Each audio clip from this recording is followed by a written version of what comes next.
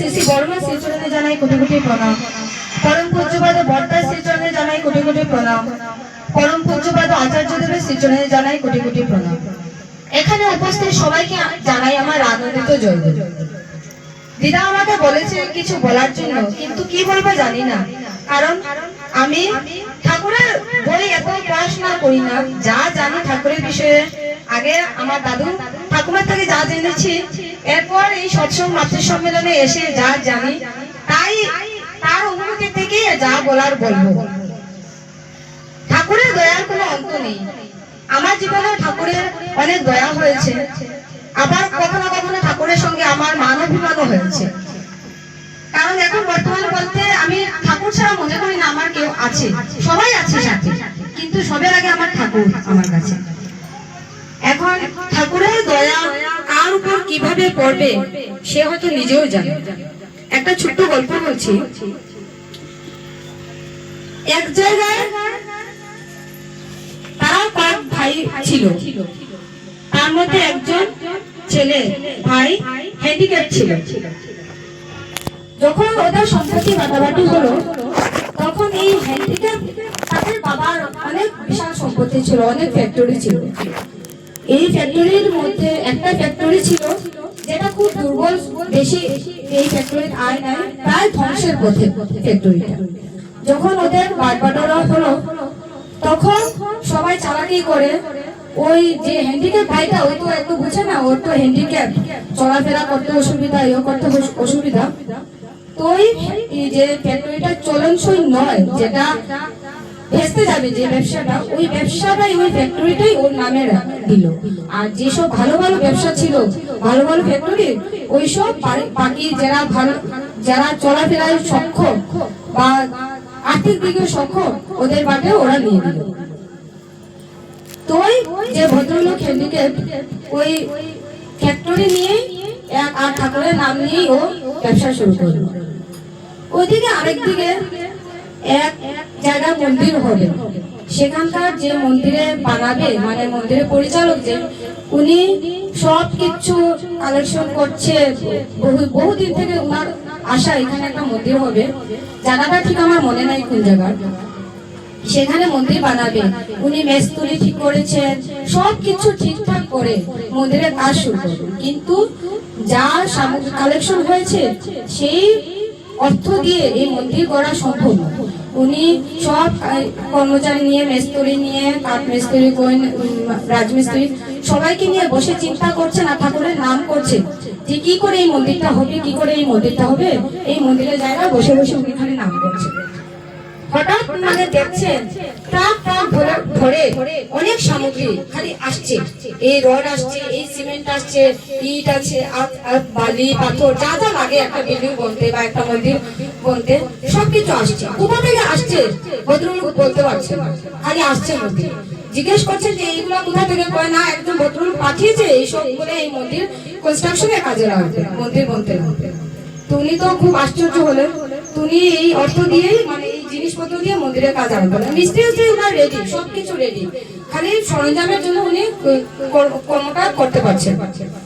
তাহলে উনি কর্মটা ইয়ে করলেন। পরে খবর নিয়ে কোথা থেকে আসলো, এই কে পাঠালো এত জিনিস, তো ওনার কোনো কল্পনার বাইরে, মানে এত জিনিস এসেছে এই মন্দির মধ্যে। এক ঠাকুরের দয়া ছাড়া তো সেটা সম্ভব না। ওদের নাম করছে বসে বসে, এই নামের ফলে এত জিনিস আসছে। কিন্তু উনার তো মাথায় যে ঠাকুরের দয়া তো ঠিক আছে, কিন্তু আসছে কোথা থেকে। উনি খবর নিতে জানতে পেলেন যে ওই যে ভদ্রলোক আগে যেটা বলেছিলাম, হ্যান্ডিক্যাপ দাদা, যার বিজনেস একবারে মানে যে ব্যবসা করে যাবে, সেই ব্যবসা ওনাকে দেওয়া হয়েছে ওনার পিতৃ সম্পত্তি থেকে। ওই ভদ্রলোক এইসব জিনিস পাঠিয়েছেন। উনি খবর নিতে জানলেন যে ওই ভদ্রলোক। তখন উনি ভদ্রলোকের কাছে গিয়ে মানে জিজ্ঞাসা করলেন কি করে তিনি জানলেন যে এখানে মন্দির হবে বা এরকম আর্থিক অনটন বা কি করে। তখন তিনি বললেন সবই ঠাকুরের দয়া। উনি বললেন যে এই যে ব্যবসা, মানে ওনার ভাইরা ভাবছিল যে এই ব্যবসা টিকবে না, তাই হ্যান্ডিক্যাপ ভাইকে দিয়ে দিয়েছে। এই ঠাকুরের দয়ায় তিনি এই ব্যবসাকে 4 গুণ বাড়িয়ে দিয়েছেন। এই ব্যবসা এত উন্নত হয়েছে যে তার এখন কোনো টাকা পয়সার অভাব নেই। এই ঠাকুরের দয়া ছাড়া সেটা সম্ভব নয়। যখন তিনি শুনতে পারলেন যে এখানে একটা মন্দির হবে, এখানে জিনিসপত্র অভাবে কাজ হচ্ছে না, তখন তিনি এইসব জিনিস ওই মন্দিরে পাঠিয়েছেন। তাই বলছে ঠাকুরের দয়া কার উপর কিভাবে পড়বে সেটা হয়তো আমরা কেউ জানি না, কোন দিক থেকে কিভাবে ঠাকুরের দয়া আসবে। আমরা যদি সত্যি সত্যি করে ঠাকুরকে ডাকতে পারি তাহলে ঠাকুরের দয়া আসবেই আসবে আমাদের উপর। কিভাবে আমরা হয়তো ভাবি এই কাজটা হয়েছে, এটা তো আমার সাথে ভালো হয়েছে না, ঠাকুর কি করলো, এত ঠাকুরকে ডাকছে কিন্তু কিন্তু সেটা আমাদের কল্পনা উচিত যে এই কাজটা এটা যেন আমাদের খারাপ না ভালোভাবে কিভাবে হবে ভালো, সেটার মধ্যে ঠাকুর ছাড়া কেউ বিশ্বাস করতে পারবে না। সেটা হয়তো এখন আমি অনুভব করছি, মধ্যে আমার খুব ঠাকুরের উপর মানবিমান হয়েছিল, কিন্তু এখন দেখছি ঠাকুর যা করেন হয়তো মঙ্গলের জন্যই করে। আরেকটা ঘটনা বলছি, যে ডাকাত উনি অনেক জায়গায় ডাকাতি করেছে, অনেক লোক হত্যা করেছে, করতে করতে পুলিশ ওকে খুঁজছে, তারপর যাদের ঘরে ডাকাতি করছে বা যাদের খুন করেছে ওরাও ওকে খুঁজছে, মানে ওকে পেলে যে পুলিশ হয়তো এনকাউন্টার ওকে মেরেই দেবে, এইভাবে খুঁজছে। ও হন্তভাবে ঘুরতে ঘুরতে ঘুরতে ঘুরতে এসে দেওঘরে স্থান দিল, দেওঘরে লুকিয়ে থাকলো কঠোর। আস্তে আস্তে ও দেওঘরে মানুষের সঙ্গে মেলামেশা শুরু করলো, দেওঘরে থাকতে থাকতে দেওঘরে খাওয়া দেখছে, দেওঘরে খাওয়া দাওয়া সব ফ্রিতে খাচ্ছে, দেওঘরে থাকছে, আস্তে আস্তে ওখানে মানুষের সঙ্গে ও একটু মিশতে শুরু করলো, মিশে মিশে ওখানে দীক্ষা নিয়ে নিল, যে দীক্ষা নিলে হয়তো একটু আমার ফিলটা মজবুত হবে দেওঘরে। তারপরে ও থাকলো সেখানে, ঠাকুরের সঙ্গে কথাবার্তা হলো, থাকতে থাকতে যখন তার যে ক্রিমিনাল রেকর্ডটা আস্তে আস্তে দেখো ঠান্ডা হয়ে গেছে, ওর কথা পেপারে বেরোচ্ছে না বা পুলিশ একটু থেমে গেছে, তখন ও ঠাকুরকে মানে দেওঘরে তো আমরা গেলে সাধারণত যে উনিও এতদিন দেওঘরে থেকেছে, তাহলে ওনারও একটা জানা হয়েছে যে এখান থেকে তো যেতে হলে ঠাকুরের পারমিশন নিতে লাগবে। তাহলে উনি গেলেন ঠাকুরের কাছে যে আমি তো আমার দেশ বাড়িতে যাবো এইভাবে, এখন তো আমার ওদের কথা খুব মনে পড়ছে, আমি একটু ওদেরকে আমার ভাই আত্মীয় স্বজন যারা আছে ওদের সাথে দেখা করতে।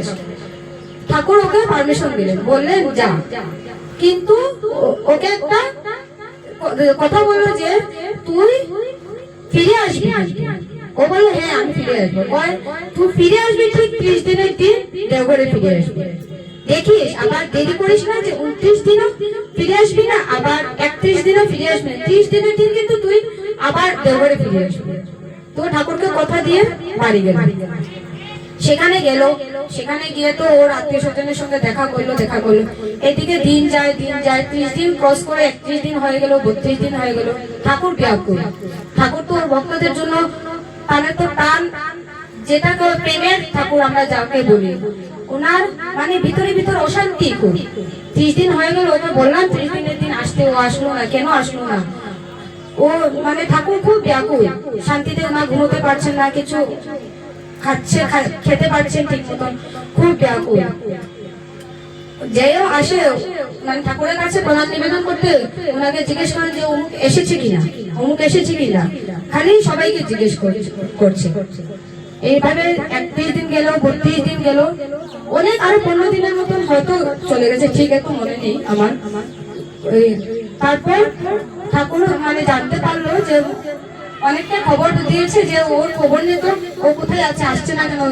তারপর খবরে জানা গেল যে সে ওখানে মারা গিয়েছে, যাদের ও খুন করেছে ওরা ওকে মানে সেখানে খুঁজে এতদিন থেকে খুঁজছে ওকে, আর ও যে ওকে পেয়ে সেখানে ওকে খুন করে দিয়েছে, ও মানে ওর মৃত্যু হয়ে গেছে। ঠাকুর মানে তখন কি বলবে, মানে স্থবির হয়ে গেছে প্রায়, মানে ওই যে ঠাকুরের একটাই কথা, তখন সবাই ভাবছে তখন হয়তো যে ঠাকুর যা বলেছিল ও 30 দিনের দিনই আসতে, ও ঠাকুরের নির্দেশটা মানেনি, ও 30 দিনের দিন দেওঘরে আসে।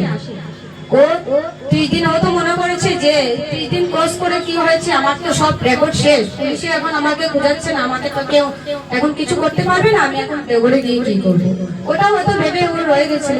কিন্তু ঠাকুর যে অন্তর্যামী, উনি তো সবকিছু জানেন যে ওর এখানে 30 দিনের বেশি থাকলে ওর এখানে ক্ষতি হবে, এর জন্য ওকে বারবার ঠাকুর যাওয়ার আগে বলেছিল যে 30 দিনের দিনে ওকে আসতে হবে, কিন্তু ও কথা শুনলো না, না হলে ও ঠাকুরের কথা না শুনে এর ফলেও ওকে ভোগ করতে হয়েছে। তাই আমাদের ঠাকুর যে নীতিতে আমরা যাতে যথাযথভাবে সেটা পালন করি সেই চেষ্টাই আমাদের করতে হবে। এই যে নিষ্ঠবিধি আমাদের 30 দিনের তিনি পাঠাতে বলেছেন, না 29 দিনে পাঠাতে বলেছেন, না 31 দিনে, সেটারও হয়তো কোনো যুক্তিযুক্ত কারণ ঠাকুরের কাছে ছিল, তাই ও এটা বলেছে। অনেকে দেখি হ্যাঁ জমিয়ে 2 মাসে পাঠায় বা 3 মাসে পাঠায়, সেটা উচিত না, সেটা 30 দিনই আমাদের পাঠানো উচিত।